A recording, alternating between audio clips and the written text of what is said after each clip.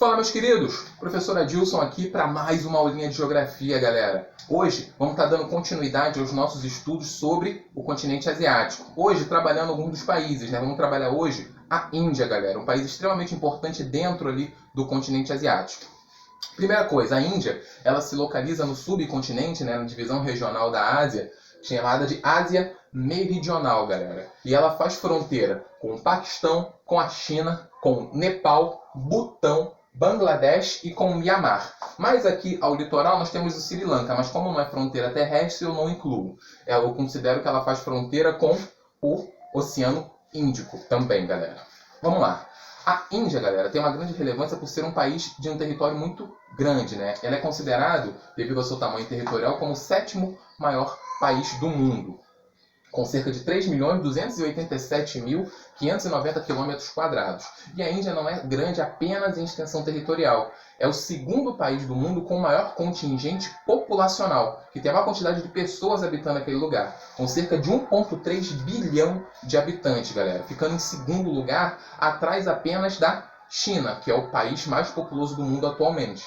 Porém, segundo algumas projeções, a Índia, devido ao seu alto ritmo de crescimento populacional, seu alto número do seu crescimento vegetativo, por volta do ano de 2040, segundo as projeções, a Índia ela vai estar com cerca de 1,5 bilhão de habitantes. 1,5 bilhão de pessoas vão morar lá. Isso é uma projeção. E com isso, ela vai se tornar o país mais populoso do mundo.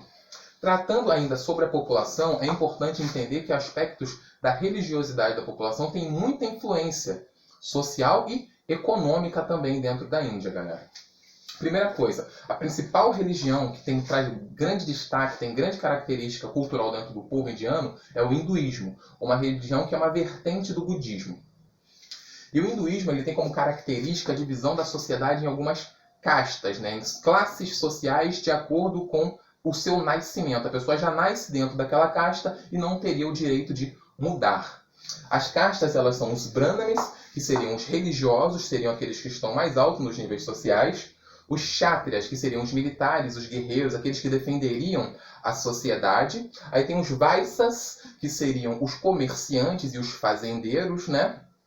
Tem os sudras, que seriam os serviçais, aqueles que servem a todas as outras castas. Porém, esses ainda são considerados castas. Existe também uma nomenclatura, uma parcela da população que seriam considerados os párias. Eles não pertenceriam a nenhuma classe e sofrem muito preconceito. Eles também são chamados de intocáveis dentro da sociedade indiana. São pessoas que exercem os piores trabalhos dentro da sociedade. Desde limpar o esgoto até quebrar uma pedra, seriam essas pessoas, os párias, aqueles que não se misturam, com os quais as outras castas não se misturam, galera. Porém, a gente tem que entender que o sistema de castas, atualmente, ele é proibido por lei. Desde 1940, mais ou menos. Ele é proibido, 1949. Ele é proibido por lei. Porém, devido à religiosidade, ele é muito influente ainda dentro da sociedade indiana, galera. Vamos lá, alguns destaques dos aspectos agora naturais da Índia, galera. Primeira coisa, relevo. O principal destaque do relevo indiano é a Cordilheira do Himalaia, que se localiza aqui mais ao norte do país. É um grande conjunto de montanhas ali formado pelo choque das placas tectônicas asiática e indiana. E a Cordilheira do Himalaia ela não está apenas aqui na Índia, tá? Ela também tem partes dela nos outros países que fazem fronteira ao norte com ela. Outra característica extremamente importante é a sua hidrografia. Dentro da hidrografia indiana, eu destaquei principalmente o rio Ganges, que é o rio mais importante do país. Lembra que eu falei que os aspectos religiosos têm muita influência dentro da sociedade? Porque o rio Ganges ele é considerado um rio sagrado para a população indiana. Devido a isso, muitos rituais religiosos acontecem dentro desse rio. E ele tem a sua origem relacionada diretamente à Cordilheira do Himalaia. Ele é formado devido ao degelo das partes mais altas da Cordilheira do Himalaia. O gelo derrete e com isso ele forma o rio Ganges. Isso não é uma exclusividade do rio Ganges, tá? A cargo de curiosidade, o rio Amazonas aqui no Brasil tem a sua formação originada lá na Cordilheira dos Andes. Isso é uma constante em rios próximos a grandes cordilheiras. Eles têm a sua origem relacionada diretamente a ela, galera. E o rio Ganges, ele é, como eu já disse, sagrado para a população indiana. E, com isso, ele também é considerado um dos rios mais poluídos do mundo. Porque muitos e muitos rituais religiosos são feitos dentro desse rio. Ele se localiza mais ou menos nessa região aqui do país. Também muito próximo ali, como eu disse, da Cordilheira do Himalaia. Ele é extremamente poluído porque são feitos dentro desse rio, desde casamentos a enterros.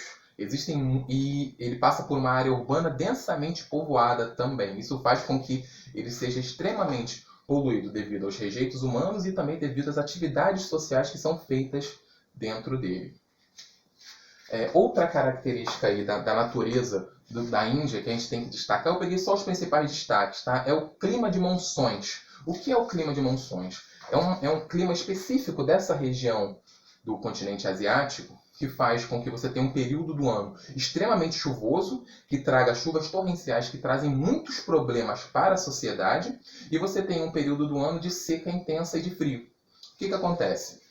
Durante o verão, principalmente durante o verão, aqui ó, a Índia, Oceano Índico. O que acontece? Muito calor, muita água superficial e evaporação. O que acontece? Os ventos eles sopram do oceano para o continente. Com isso, eles levam muita umidade excessiva. E como essas áreas mais próximas ao litoral elas são planícies, elas recebem muita chuva devido a isso, né, aos ventos úmidos que vêm do oceano, durante o verão, né, específico. Durante o verão, ventos úmidos que vêm do oceano para o continente trazem muita umidade, consequentemente chuvas torrenciais. E os rios e as partes mais planas tendem a ficar alagadas. Isso traz problemas para a agricultura, traz problemas para as populações mais pobres que moram próximas a esses rios.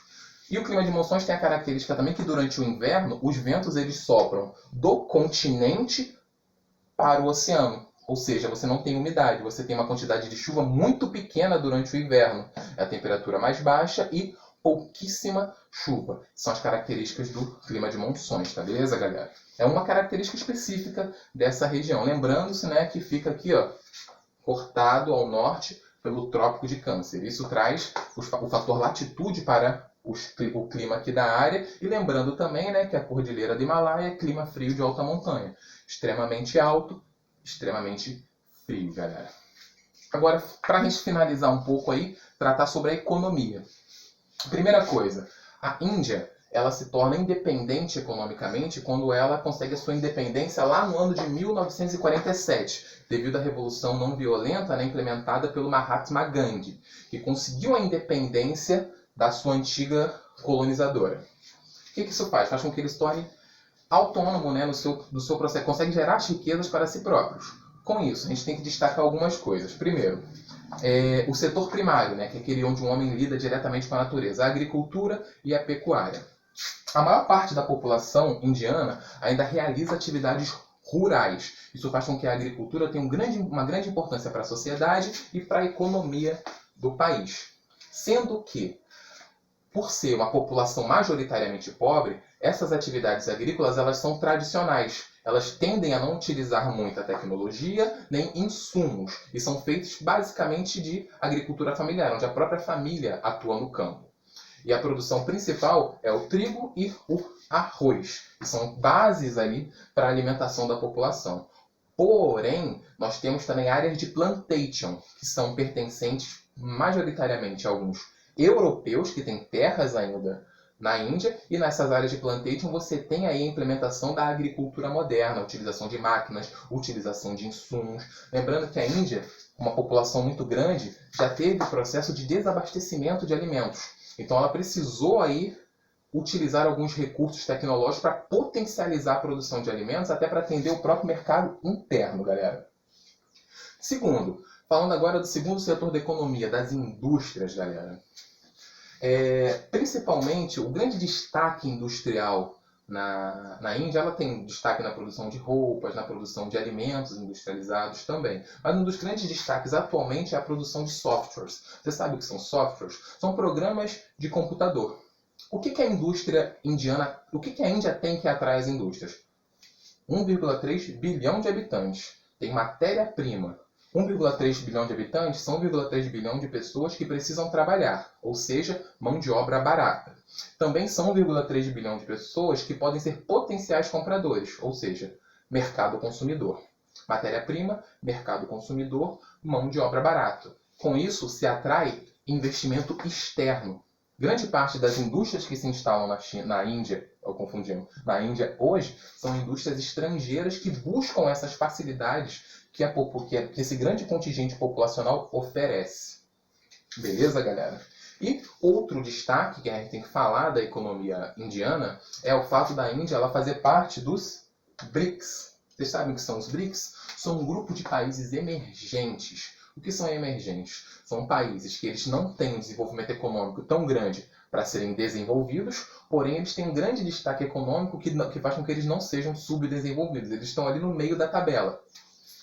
E esse grupo é composto por Brasil, Rússia, Índia, China e África do Sul. São os 5 países que compõem aí o grupo dos BRICS. Beleza, galera? Com isso, a gente trata aí um pouco sobre a geografia da Índia, falamos sobre o seu território, sobre um pouco os destaques naturais, falamos um pouco aqui das castas da sociedade indiana também. Com isso, a gente engloba grande parte do nosso conteúdo de geografia a respeito da Índia, galera. Espero que tenha ficado claro para vocês, espero que vocês gostem da aula. Até a próxima aí. Um abraço a todos.